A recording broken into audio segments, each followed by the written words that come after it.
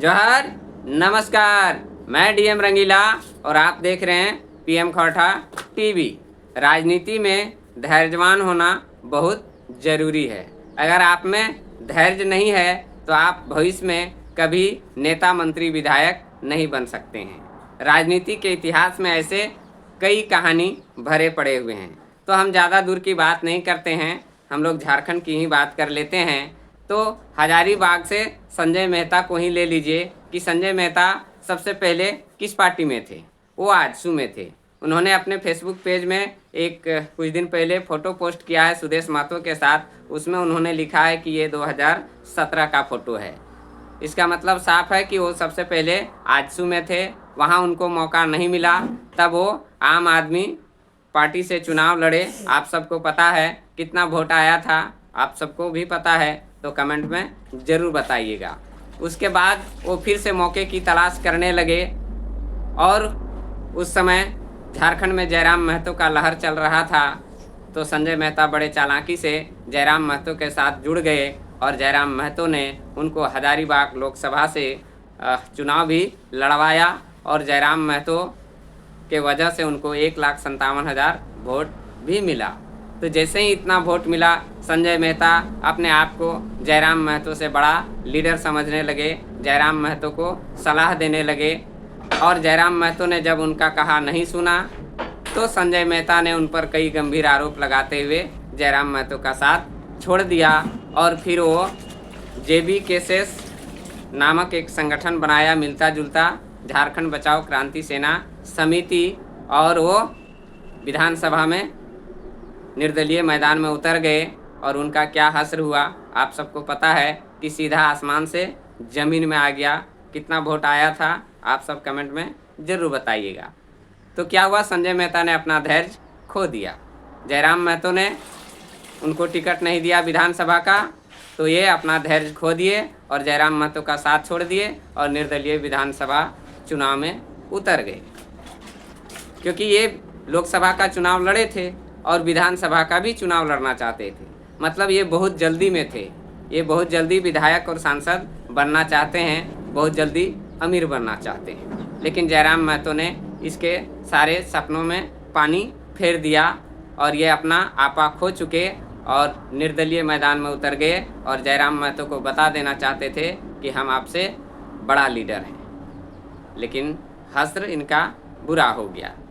फिर ये मौके की तलाश करने लगे, क्योंकि इनके अंदर संघर्ष करने की क्षमता नहीं है, चुनौतियों का मुकाबला करने की क्षमता नहीं है। ये अपने दम पर विधायक सांसद नहीं बनना चाहते हैं, ये अपने दम पर पसीना नहीं बहाना चाहते हैं और ये अपने दम पर मंच नहीं सजाना चाहते हैं। ये दूसरे के कंधों में बंदूक रख के अपना राजनीति रोटी सेकना चाहते हैं। तो विधानसभा चुनाव में आजसू को मिली करारी हार से आजसू की स्थिति झारखंड में खराब हो गई।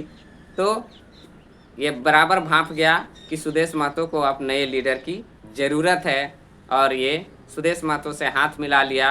और सुदेश महतो को भी लगा कि जयराम महतो के कारण ही झारखंड में हमारी स्थिति खराब हुई है और उसी से टूटकर उसका एक बड़ा लीडर हमारे पास आ रहा है, तो क्यों ना हम इसको हथियार बनाकर उसी के खिलाफ यूज करें। और जब से संजय मेहता आजसू पार्टी में जुड़े हैं, लगातार वो जयराम महतो पर हमलावर हैं, जयराम महतो के खिलाफ जहर उगलते रहते हैं।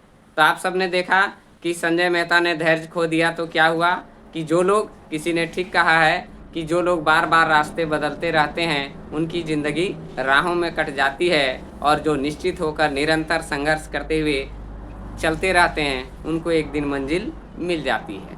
अगर जयराम महतो भी अपना धैर्य खो देता और किसी पार्टी में जुड़कर चुनाव लड़ता तो आज वो विधायक नहीं होता। लेकिन जयराम महतो ने ऐसा नहीं किया, खुद पर विश्वास रखा, सड़क में संघर्ष किया, लोगों को जोड़ते रहा और लड़ते रहा। उसका नतीजा है कि आज वो डुमरी से विधायक हैं। अब बात कर लीजिए रिजवान क्रांतिकारी का। जयराम महतो ने उनको गांडे से विधानसभा के चुनाव में उतारा था, लेकिन इन्होंने भी अपना ज़मीर बेच करके बहुत जल्दी अमीर बनने का सपना देखा था और ये अपना ज़मीर हेमंत सोरेन के हाथों में बेच दिए। बदले में हेमंत सोरेन ने इनको अंगरक्षक भी दिया था, गाड़ी दिया, पैसा दिया, जो कुछ दिया आप सब ने देखा। और आज वही चीज़ कोई उससे छीन लिया। आज वो सड़क पे आ गया है, वो जनता के बीच नहीं आ पा रहा है। आज वो अपना मुंह छुपाकर इधर उधर घूम रहा है। आज उसका बोलती बंद हो गया है। क्यों? क्योंकि वो आज किसी के कैद में हो चुका है, यानी वो नौकर बन चुका है। जयराम महतो कहता था चुनाव से पहले कि किसी बड़े मालिक का नौकर बनने से अच्छा है कि खुद का मालिक बनो, छोटा ही सही, ठेले का दुकान ही सही, लेकिन उस पर आपका मालिकाना हक हो। उसके बाद देख लीजिए करण महतो जी का, वो जेबी केसेस में जुड़े, फिर निर्दलीय लोकसभा का चुनाव लड़े और उसमें उन्होंने बीजेपी को समर्थन किया, डुलू महतो जी को। उसके बाद आपने देखा कि जेएमएम का वो प्रचार डुमरी विधानसभा में किए थे। उसके बाद अब वो आजसू में जुड़ गए हैं। मतलब ये लोग को झारखंड से कोई लेना देना नहीं है, झारखंडियों से कोई लेना देना नहीं है।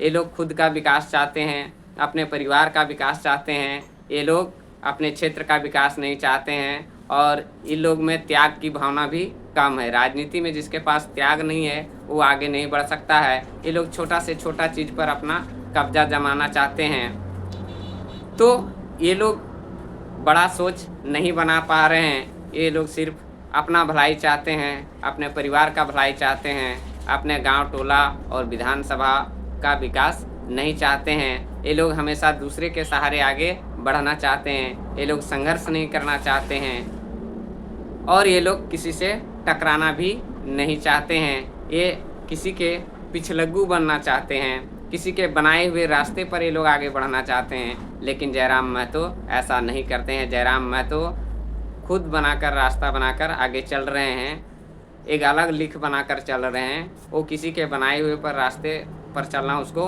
पसंद नहीं है। जयराम महतो एक निडर, बेबाक, संघर्ष, लड़ाकू नेता है और जयराम महतो हमेशा जनता के बीच बने रहते हैं। उनके हर सुख दुख में वो उपस्थित दिखाई देते हैं और जयराम महतो का लगातार झारखंड के कोने कोने में बुलावा आते रहता है। आप हर दिन जयराम महतो को मीडिया में देखते हैं, सोशल मीडिया में देखते हैं। जयराम महतो नहीं करता है आराम, इसी से विरोधियों का उन्होंने कर दिया है नींद हराम और विरोधी हमेशा उसका टांग खींचना चाहते हैं। जयराम को आगे बढ़ते हुए देखना इन लोग को पसंद नहीं है। इसीलिए जयराम महतो पर ये लोग लगातार हमलावर रहते हैं कि जयराम महतो को नीचा दिखाने में ये लोग कोई कसर नहीं छोड़ते हैं। जयराम महतो सही भी काम करता है तो उस पर इन लोग मीन मैक निकालते रहते हैं और लगातार जयराम महतो के रास्ते पर रोड़ा अटकाते रहते हैं। लेकिन जयराम महतो भी संघर्षों से लड़ते लड़ते आज वो एक चट्टान बन गया है। वो आज जो भी उससे टकराता है वो खुद चुरचुर हो जा रहा है। जयराम महतो के सामने जो भी आता है जयराम महतो उसको उड़ा देता है। मतलब जयराम महतो आंधी बन चुका है और जयराम महतो की बढ़ती लोकप्रियता देख करके उसके साथ जो कभी संघर्ष करते थे वो लोग आज अपने आप को बौना समझने लगे हैं। मतलब आज वो लोग जयराम महतो के पैरों के धूल के बराबर भी नहीं हैं और वो लोग जयराम महतो को मुकाबला करना चाहते हैं, जयराम महतो के लेवल में आना चाहते हैं, जयराम महतो के बराबरी में खड़ा होना चाहते हैं। ये संभव नहीं है क्योंकि जनता ने बराबर सभी को भांप लिया है कि कौन क्या करने वाला है भविष्य में, कौन हमारा शुभचिंतक है और कौन अपने लिए भलाई चाहता है। तो जनता जान चुकी है।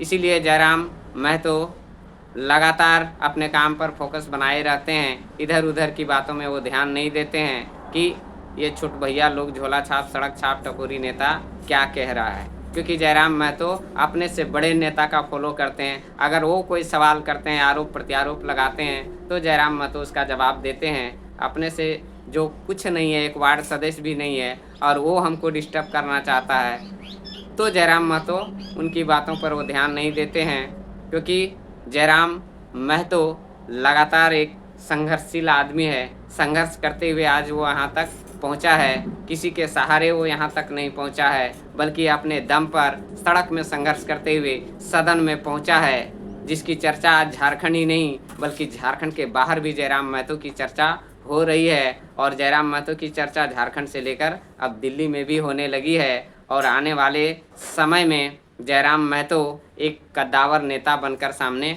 आने वाले हैं। जिस तरह से आज झारखंड के राजनीति में हेमंत सोरेन जी कद्दावर नेता बनकर आए हैं, क्योंकि आप सब ने देखा है कि हेमंत सोरेन बहुत ही कम बोलते हैं लेकिन सटीक बोलते हैं और लोग उसके साथ जुड़ रहे हैं। मतलब हेमंत सोरेन को भी लोग बहुत टांग खींचने का कोशिश कर रहे हैं लेकिन वो कुछ हिला नहीं पा रहे हैं। और आज हेमंत सोरेन झारखंड में लगातार सत्ता में काबिज हैं और अगर इसी तरह चलते रहे और अपने काम में सुधार लाते रहे और राज्यवासियों के हित में काम करते रहे तो आने वाले समय में भी वो सत्ता में बने रहेंगे।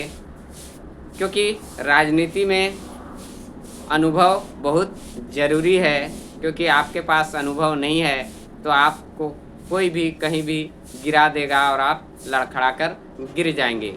तो राजनीति का मतलब ही होता है कि आपका नीतियों में ही राज छुपा हुआ है। आपके जो दाएं बाएं 24 घंटा रहता हो उसको भी पता नहीं चलता है कि हमारा विधायक या हमारा नेता कौन सी चाल चलने वाला है। तो जयराम महतो के बारे में आप क्या सोचते हैं? संजय मेहता के बारे में क्या सोचते हैं? करण महतो के बारे में क्या सोचते हैं? कमेंट बॉक्स में अपनी राय जरूर दीजिएगा। जय हिंद, जय भारत, जय झारखंड।